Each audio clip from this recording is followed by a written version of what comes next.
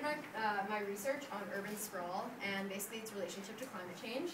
So a lot of this stuff is a bit intuitive, but in my research I learned really a lot about how connected basically our urban form is to our missions. So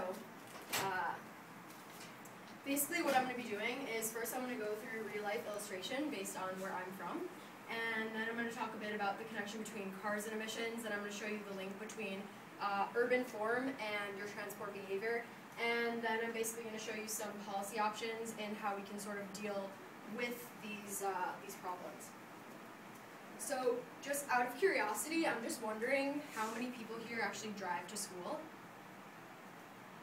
Oh, okay, that's great.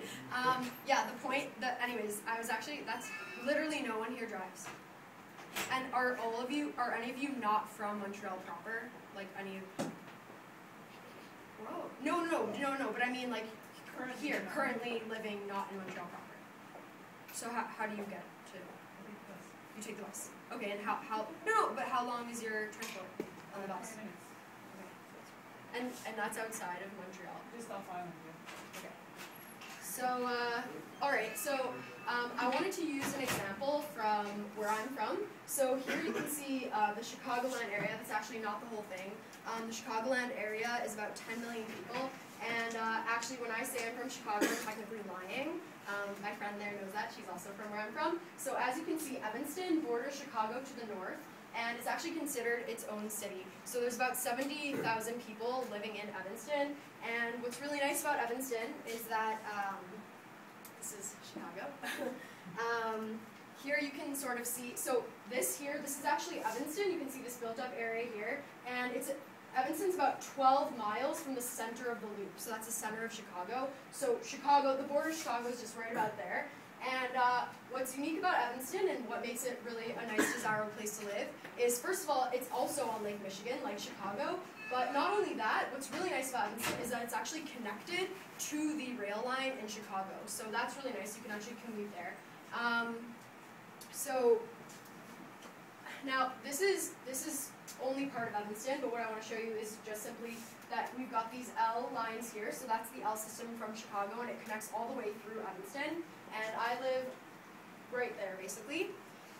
So this is my house, or not my parents' house, I guess. So what we have here is sort of a look at the places, this is obviously overly simplistic, but the places that I was traveling to when I was living in Evanston my whole life. So this is where my house was. Right here we have where my high school was. That dark blue over there is where the L is, and that's also downtown Evanston. So there's shops, there's restaurants. That's one of the places you can get on the L. All the way to the right we have the beach, which is somewhere that I spent a lot of time, especially in the summers growing up. So this is on the EPA. You can get a lot of basically information about whatever kind of car you have. In high school, I drove to school, and what I'm going to show you is that it's kind of ridiculous considering how close I lived. But just one thing I wanted to point out, which I thought was really ridiculous, is this gets 19 miles per gallon in the city, and the EPA does not consider it a gas guzzler. I think a lot of European organizations would probably disagree there, but I don't know, I just thought that was interesting. So this is sort of foreshadowing some of the stuff I'm going to talk about. But if you look here, this is the bus that I would be taking had I taken a bus to high school. And what you can see here is that under church right here, the bus only leaves every half an hour in the morning. So clearly, despite the fact that Evanston is actually quite densely populated, it is a city. There's about 70,000 residents. I don't know if I said that already. It's only leaving every half hour, and biking would also be a great alternative. But you know, I do grant myself the fact that, you know, when you have a lot of school books and you have a gym bag and things like that when you're on sports teams, this is the best option, but clearly it's not because the bus isn't running often enough. So that's just something I want to show you.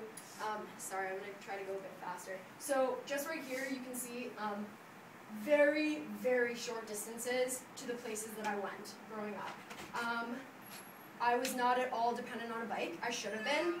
These are easily bikeable distances, and what I'm going to show you is that these things really add up. So whereas, you know, taking a bike or getting on public transportation, which is already running, wouldn't have any things, I calculated basically the CO2 emissions from these trips. So let's say I went to the beach 30 times in a summer. That's actually pretty low. In some summers when I was younger, I probably went there a lot more. But you see that's 65,000 grams right there of CO2 just to school, and that's not counting like going there and back to practice, going somewhere for my lunch. That's 167,000 grams of CO2, and sorry, I'll kind of relate that. But what you also see here is that, sorry, and I got this is the average for cars this size, I got it from the EPA, per mile.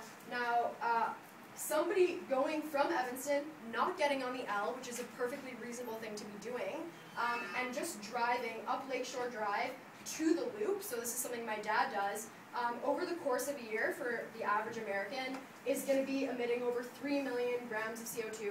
And just to give you an idea of like what that sort of means, that's about 45% of what the average American household is going to be emitting from their total electricity use. So this is, you could get on the L, you could easily be decreasing this, but most people aren't. The one thing I also want to say is Evanston is the best case scenario. If you're not living in Chicago, Evanston's the closest place to be. A lot of people, you know, a lot of restaurant guides, they'll like consider Evanston a neighborhood of Chicago, things like that.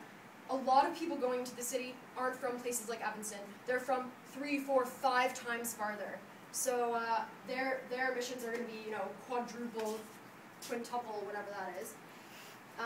Okay, so before I start talking more about sprawl, sorry, I think I actually made it harder to read by doing that. But pretty much, urban sprawl is what you think it is. A lot of these researchers are really hesitant to define it. I had to look at in like an encyclopedia of sprawl to actually get this definition. So I'm not going to read it because I'm taking a long time. But yeah, pretty much it's what you'd think. So low density, not good public transportation.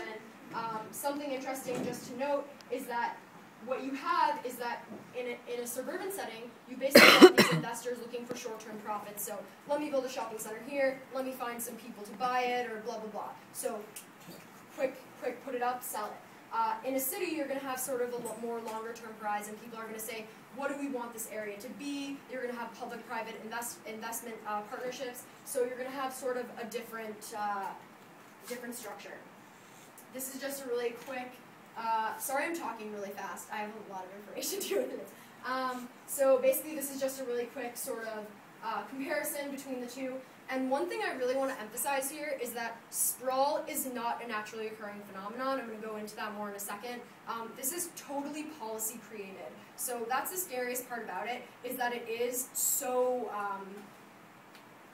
it's everywhere now, and this is totally because humans have basically caused this to happen. So the main things that I want you to take away from here, 75% of basically development in the United States today is sprawl development, and this is not limited to the United States. A lot of papers have said, you know, most new developments in Europe are sprawled. We have this problem in South America. We have it in Asia. So it's not limited to the United States, although that is where it originated. And the other thing that I want to show you is that urban mobility alone accounts for 40% of transport carbon dioxide emissions. So what we do in our cities does make a big difference on our total transport emissions, so that's also really important. Once again, the fact that our population has increased a lot less than our vehicle miles traveled shows that clearly we're driving a lot more. Also, going back to the Kaya identity, which we talked a lot about in any economics classes where you're looking at the drivers of emissions, what we see is that actually land use, or built land area has a lot higher of a correlation than either GDP growth or population growth. So that's pretty crazy. It's obviously a big deal. So, causes. Like I said, this is a direct result of public policy. That's something that I was really surprised about when I was reading about this. Every single researcher says the same thing. So basically what happens is after World War II, we get this huge leap in prosperity, and what happens? People start wanting to buy homes. This is not caused by the car. The car exacerbated this problem. Basically this happened because we have all these urban planning people who say, we want to have a place where people sleep. we want to have a place where people shop. We want to have a place where people work. And what happens is, if you have all these different places, you have to get from one point to another, along with the fact that you've got the government, you know, first of all, building all these roads, which we're going to see, causes people to actually drive more. And we have the fact that we've got housing policies actually promoting people to move into houses, which isn't something you necessarily think was bad, but it is bad. So my presentation is obviously going to focus on how sprawl basically causes people to drive, which, as we know, is basically contributing to global warming. But there are other negative effects of sprawl. Really quickly, basically, and this is something that Professor Galliana has expressed to me, that she thinks that that's the top reason that we're going to start regulating sprawl, is actually because we're going to start to eat up all our valuable agricultural land. They're already regulating this from a national perspective in Japan, the UK, and a lot of other smaller countries where they already have to be worried about this, but it's going to start happening in Canada and the United States soon. The other thing I want to talk about is just the human problems associated with this. One thing is societal polarization. So if we look at Detroit, this is probably the best example. You've got basically all the rich people move out, they buy houses outside the city, businesses follow them, revenue follows them, so good schools follow them, and what you have is these socioeconomically segregated cities where basically people are totally segregated from each other. Just another thing to look at is the fact that we are all paying for this sprawl, including people who can't even afford to drive. So we've got people who are basically getting screwed over doubly because, first of all, they're paying for people to drive, and second of all, because so many people are driving, public transportation isn't a viable option for them. So that's really unfortunate. Okay, so one of the main things that we look at when we're looking at sort of things associated with transport decisions and the sprawl phenomenon is density. So clearly sprawl development is not dense. And what we have is literally, I think I read maybe 20 papers that just talk about how density is related to transport behavior.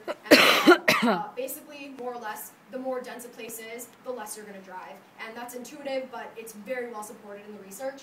And as you can see, these statistics from Beijing, Oslo, everywhere, just basically saying the denser a place is, the less you're going to drive or get in your car. As I said before with my example of the bus situation from when I was growing up, if you live somewhere where a lot of people aren't using public transportation and it's very spread out, public transportation isn't a good option for you. And it's basically this like sort of self-perpetuating cycle where public transportation systems basically are crap and nobody wants to use them. So that's an issue. One thing I just want to say is that I was just this weekend in Hollandale and I got into an argument with my dad. I said, you know, basically these beaches are so built up with these huge condos and hotels, and you know, I was saying to my dad, God, this sprawling, and my dad said, whoa, this isn't sprawling, this is so dense, what are you talking about? And I said, okay, fine, it's not sprawling, but this leads us to our second sort of category, is jobs housing balance, which is, some researchers call it diversity, some call it, you know, you can jobs shopping balance, housing, shopping, whatever. But the point is that you can have an area like Hollandale, which is very, very, very densely built. I mean, there's, you know, God knows how many people living in these buildings, but there's just residences. So still, to go shopping, to go to work, you still have to get in your car. So jobs housing balance is just as important as density, actually. Well, statistically, they're not exactly equivalent, but it's also very important. And I mean, more or less, it just comes down to what's intuitive, which is humans need to do certain things. You need to be able to eat. You need to be able to basically contribute economically to society. And if you can't do that all in the same place, you're going to have to get in your car and go do it elsewhere. So that just comes down to that. So pretty much, we need to do something about this. And I'm so slow. So pretty much, as this quote says, you know, at this point, it's really not an option to not be doing anything. So we need to start acting, because sprawl is literally just taking all these gains we're making in efficiency and all these things and just eating them up, which is really, I know I said sad like 70 times in this in this presentation, but it's really sad. Two really exciting statistics that I found are, first of all, that compact development could lead to 30% reduction in vehicle miles traveled, so that's really great. Also, you know, doing that can be the equivalent of the hybridization of the light-duty vehicle fleet. So that's really optimistic. It means that we can be doing something. It doesn't mean that we are doing something, but that is, you know, good. So basically, overall, all of the research that I read, what comes out over and over again is, and I think what we all know, is that we need to get away from this car. And in order to get away from the car, we need to basically create a system or a situation in which it's actually better for you not to be driving, that you don't want to drive. And I know that, you know, Montreal's not exactly great for that. You can still park places, it's not that expensive. But in a lot of cities, you know, obviously New York's a great example, a lot of European cities, having a car is bothersome. You don't want to park it, you don't want to have to worry about it, it's easier to take public transportation, it's 20 billion times cheaper. So that's the sort of situation that we need to create. So one really interesting study that I looked at, and it's crazy because, you know, I looked at all these modeling situations, and a lot of them just focus on these really specific geographical regions, like Ohio, or like, you know, somewhere in the UK. And a lot of them, for some reason, I don't know, maybe if I ever research something, I'll do something with this. I won't, but basically what you see is that this one really good paper basically gave us 6 scenarios of what sort of development, growth, and how it can affect us. So they took 3 historical growth patterns from 1950 to 2000, and then they took just like 3 hypothetical ones, which were complete infill, so keeping all the cities the same, and then sticking the population in them. Then we had constant density, so keeping the same density, which actually most historically density is decreasing, so that's still better. And then suburban nation, which was, I think, like the 95th percentile in density, so the least dense. And basically they did all these projections. A couple things. First of all, these cities were represented every urban area in the United States, so that was big. You can see what these cities mean. It's over 50% of the population. The other thing to note is that they did it for all different fuel projections. So they did it for, you know, greener fuels. They did it for this, you know, remaining constant, you know, oil, whatever. And then they did it for syn fuels. And basically, what they said, which is scary, is that these fuels. So what we're doing is right now is sorry. Okay, I'm going really slow. Basically, these tar sand oils and things like that, not sustainable at all. It's actually going backwards and making us way dirtier. So, all right. So, basically, just to speed through the results, more or less, the more compact we are, it's just proving the same thing again. The more compact we are, the less we're going to be screwing over the planet. So, yeah. So just a really, okay, we don't need to talk about that. Okay, so possible negative effects of containment. The biggest one is raised land and real estate prices.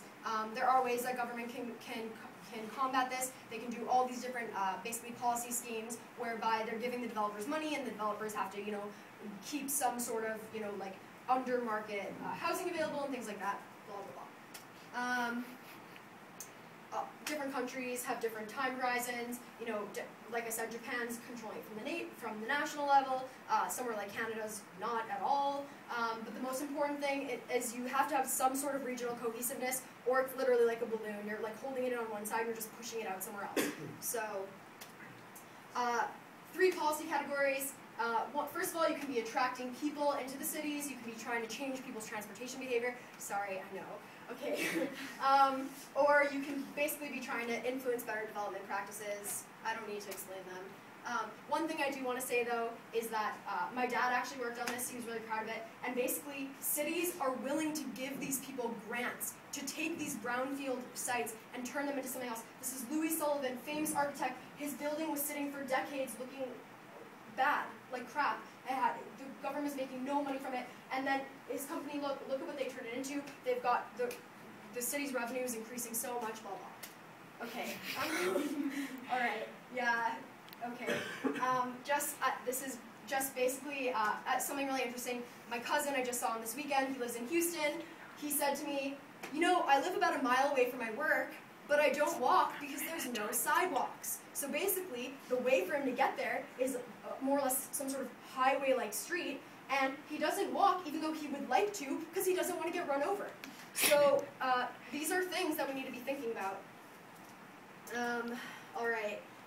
Just one more thing. I lived in Prague for a year, and basically living there, you see having a really great public transportation system. You don't want a car, and that's the most important thing here. Yes, that's also Prague. Yeah. So, in conclusion, wow, I can't believe that was 20 minutes. That was so fast. So in conclusion, pretty much. We need to be doing something about urban sprawl. It is not an option. We are making absolutely no gains if we let it happen, and it doesn't matter what sort of technological progress we're making, it's not enough. So I recommend that all of you live in a city, because cities are great. So that is the end. Thank you.